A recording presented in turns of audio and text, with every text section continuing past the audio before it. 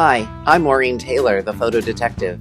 I really love family photographs, all of them. From the mystery images you find in shoeboxes and albums, to the pictures you snap with your digital devices.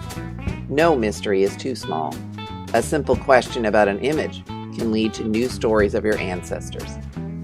This means you can count on me to help you identify the people in them, offer solutions for preserving and organizing them, and yes, even guide you in the various ways to gather and share picture stories with your relatives. Hi, I'm the photo detective. My name is Maureen Taylor. Thank you for listening to my podcast. Today's podcast is special. A year or so ago, the folks at Rootstech, that massive family history conference out in Utah, asked if I would give a TED-style talk. Of course, I said yes. About 100 people watched it live out there in Utah, but I thought maybe you would like to watch it and listen to this message. I worked with an amazing coach to put it all together. Carol Cox of Speaking Your Brand helps individuals refine their message. Mine, of course, is photo related. I've included a link to Carol in my show notes. I love her podcast. A TED-style talk is a bit like a standard lecture. There are slides, but it's a whole lot more. Like tying your thoughts to the bigger picture or using your body language to make a point. And it's all about audience engagement. While on the podcast you can't see me in action, you'll be able to see my slides and watch the video on my YouTube channel, and I've included a link in the show notes for that as well. If you want to know more about your family photographs, ask me. I love working with clients on their family photo mysteries. My personal photo consults sometimes reveal new and surprising information about your photos, but also your family history. So I look at everything, all the details in the images, but also what you've done with your family history research. And by the way, I give you homework. So at the end of the consult, you get a list of tasks to push that research a little bit further, either for your family history or to figure out more details about your family photograph. A recent client just recently worked with me and found out where her family photograph was taken, Bavaria. Now, there were clues in her family history that led us there, but it was the detail in the back of the image that really helped. The painted backdrop, well, that was something extra special.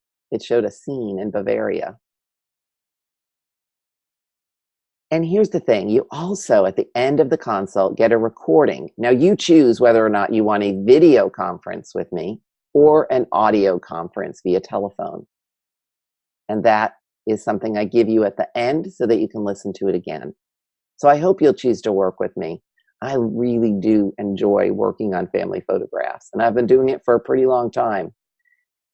Now, without further ado, here's my TED Talk, Finding Identity and Connection in Your Family Photos. Enjoy. What do you see in a photograph? Dorothea Lange, a Depression-era photographer, once said, "Photography takes an instant out of time, altering life by holding it still." You know that to be true. I know that to be true. A series of photographs can tell a whole story if you piece those instances together. I found this photograph in a collection of family papers.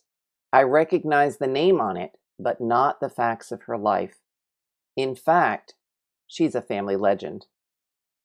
This is my husband's great-great-grandmother, Mary Louise Hubbard Huddleston, born in the 1850s.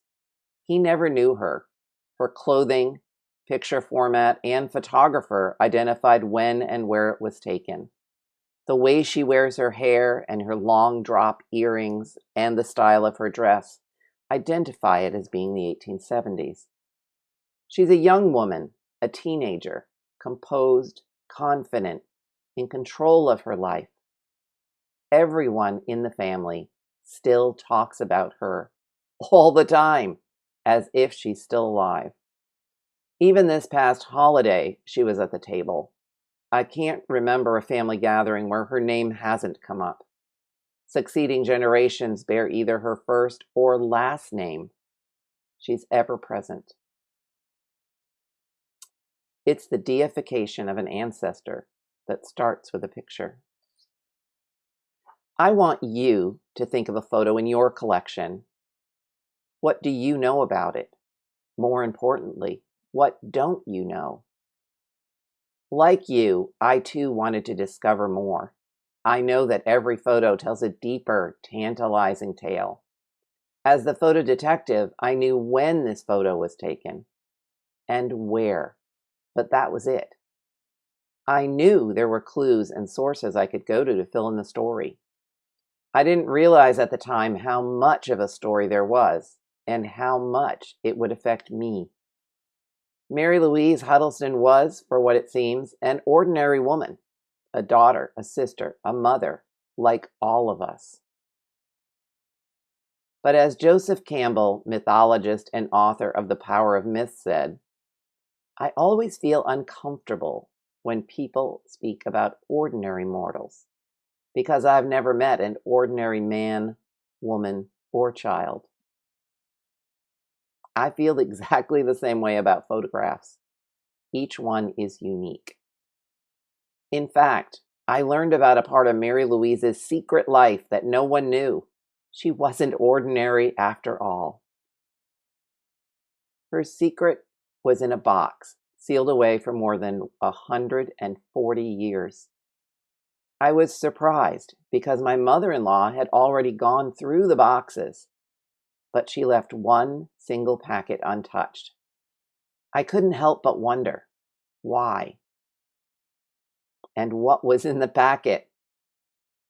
Like Mary Louise, that means that every one of us, we have a photo that isn't ordinary.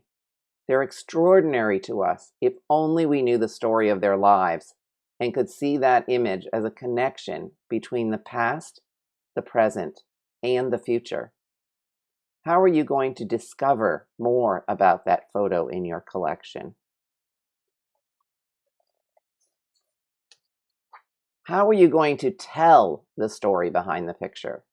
And what would it mean for you to know the story behind that picture that haunts you? You can discover the story. I'm going to ask you to close your eyes. Think about your picture, that mystery image, and try to look at that photo as if you're seeing it for the first time. What do you see? What do you know about those people? If you struggle with this, then ask a child to tell you what they see. Children approach it differently than we do as adults, with open minds and open eyes, without the baggage.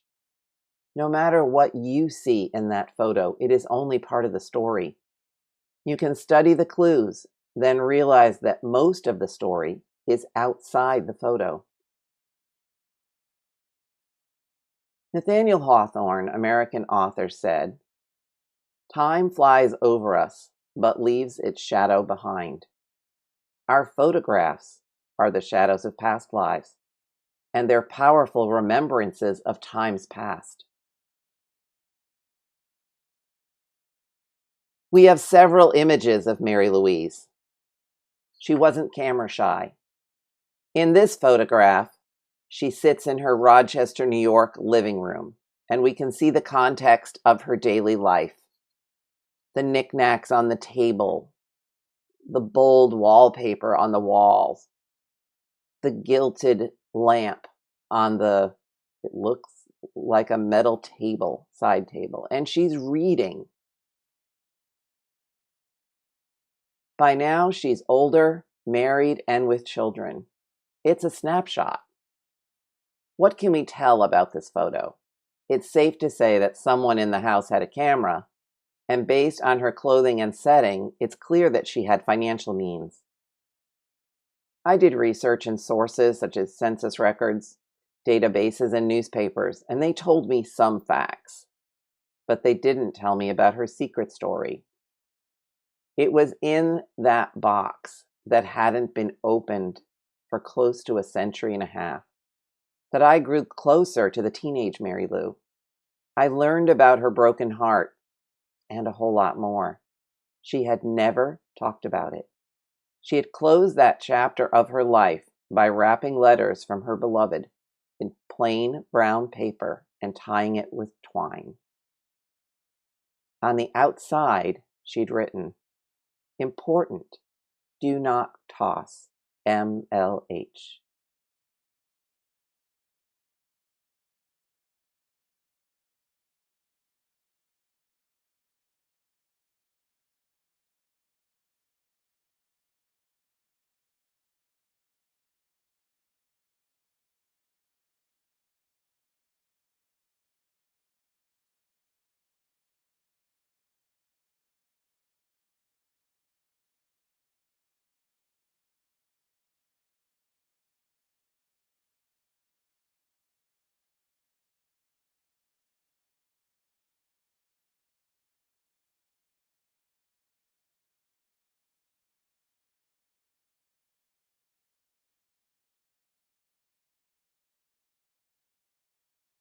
It was an 1870s time capsule. In the packet were her diary with the first 30 pages missing and 2 photographs, the one of her as a young woman and another of the young man she apparently loved. But no one in her family knew then or now about this young love. It was her secret. To really know her and her family, I had to go back to the research. You can, like me, use your skills as a family historian to find out more. Interview family, follow the clues, don't make assumptions, and rely on the proof first. I know you have an ancestor like this, someone you yearn to know more about. Start by putting yourself in their life. Ask yourself what records were created during that time period. You'll have sources, but you'll also have layers of discoveries. Organize your research by creating a timeline to sort the facts from birth to death. You want to know how their life progresses, what you find, and what you're missing. Think about what your descendants will learn about you from what you leave behind. It would be easy to toss an unidentified photograph like this of a woman under a blanket. Instead, save their stories and have a plan to leave them to the next generation. When you think about all of the photographs you see abandoned, those are lost stories. At one point, those photos meant something to someone. It could be your image that ends up discarded. So take the time to preserve the family history. I invite you to take my challenge and promise me something. So read along with me or repeat after me. I'll care for these photos as long as I'm able. Then I'll find a descendant to do so. Have you identified who in the next generation will care for your pictures? If not, why wait? Start today. What is a way you can tell the story of the photos in your collection and pass it on? Create an oral tradition. Build a scrapbook. Write the story down. Put it online as long as you save it and pass it on. If you're not sure where or how to start, guess what? There are lots of choices. What am I going to do about Mary Lou? At the next family reunion, I'm going to ask family members what they know and connect the past, present, and the future by sharing her secret. All right, I know we have real problems. I do too. A lack of time, a sense of being overwhelmed by the tasks. But here's what you can do. Take small steps. Spend an hour a week. Make it fun. Find a partner. It might be a cousin you know or one you haven't met yet. Still, maybe you're thinking, why bother? Because these images and stories reinforce our identity, connection, and a sense of belonging. They anchor our children to family history and lead them on a path of self-discovery and well-being. When I was young, my mother took out our photos and told family stories. I learned more about my family history and how I fit in, and I felt a closer connection with my living relatives. There are patterns present in most families. What's the pattern in your family? What's the connection in your family? Perhaps it's artists, writers, entrepreneurs, or performers. But every family is different, and remember, no family is ordinary. Photos have similarities, but they're not all the same. My dad, grandfather, and great-grandfather all own their own businesses, and I do too. They dealt in paint and paper. I work with pictures. I learned that from family. I wanted to do for my husband's family what my mother had done for me, give them the gift of the past. When we become part of the story, we feel a sense of ownership and belonging. A single photo can have enormous power. It can be a spark.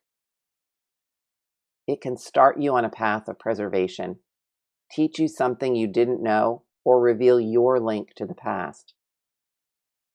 Now think again of the photo I asked you about in the beginning. Study its secrets. Who took it? Where was it taken? Why was it taken? When was it taken? The answers will reveal its story and may give you back a lost piece of your family history. It could also spark something in you, the desire to tell the story, or perhaps something greater. Studying my family history gave me the confidence to become the photo detective. Who could you become?